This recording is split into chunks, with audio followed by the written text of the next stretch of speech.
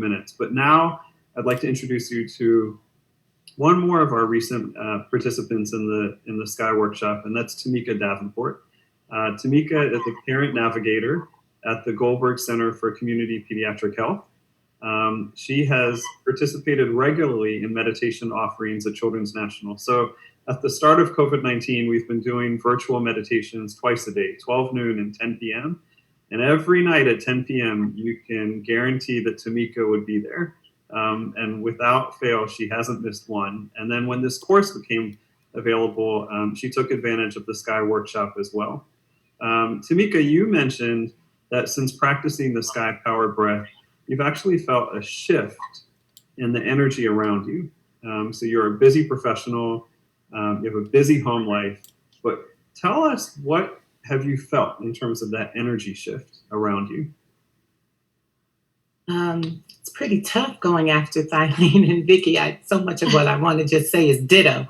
But what I really experienced as far as the shifting in the atmosphere was the breathing allowed me to be more in touch. John spoke about that changeless place. And I think the breathing allowed me to get to that place. And then when I was there, I didn't want to leave. The meditation is deep. You want to stay. And I don't have the luxury of just staying in that literal place of meditation. But I was able to take that which I felt on the inside. And when I do that meditation in the evening, oftentimes they ask us to, when we're meditating and when we're in a calm place, to imagine 6 to 12 inches above our head and all the way around us. And I just stretch my arms out. I don't know, maybe that's 2 or 3 feet or whatever it is. But I just imagine that sense of peace that I have internally. And I reach my arms out and I just imagine being in a bubble. And that which I feel on the inside, I then surround myself with on the outside.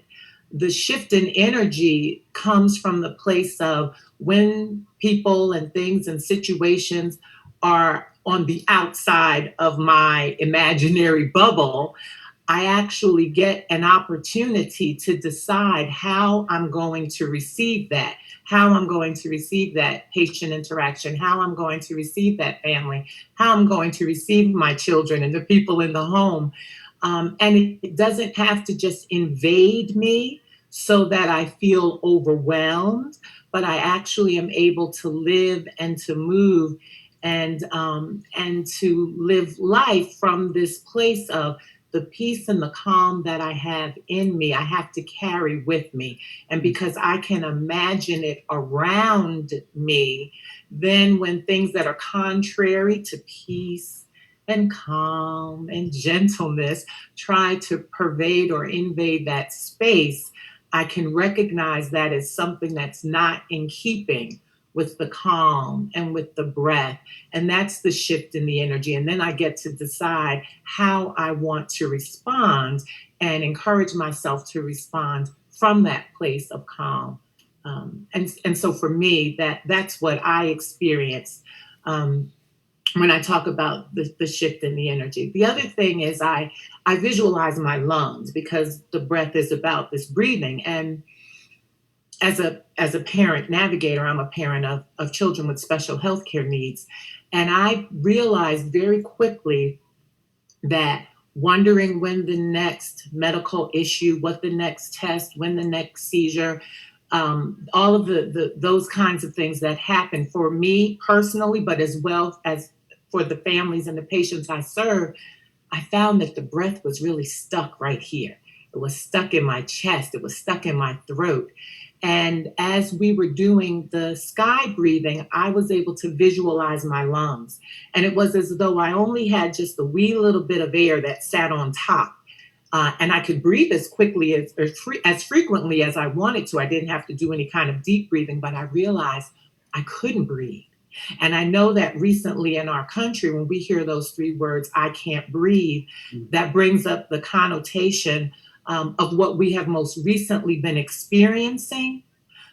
But for 14 years, as the parent of a child with medical complexity, and for the past 10 years of being a navigator at Children's National and helping families that have children that are similarly affected, when our children are nonverbal and they're non-ambulatory, and when a tube feeds them and another tube breathes for them, and there's surgery after surgery, and their therapist, and there's heaviness, and what their feedings and their meds, and many of our children with special health care needs also have special educational needs. And so there's the whole what the school look like, and we just can't breathe.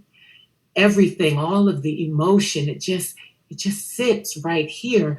And for 14 years I've become accustomed to not being able to breathe. And the beauty of this program, I'm not going to get emotional. The beauty of this program is that I was able to see that there was a lot of, it's not literally, but visually, I was able to see heaviness that was just like sitting at the bottom of my lungs.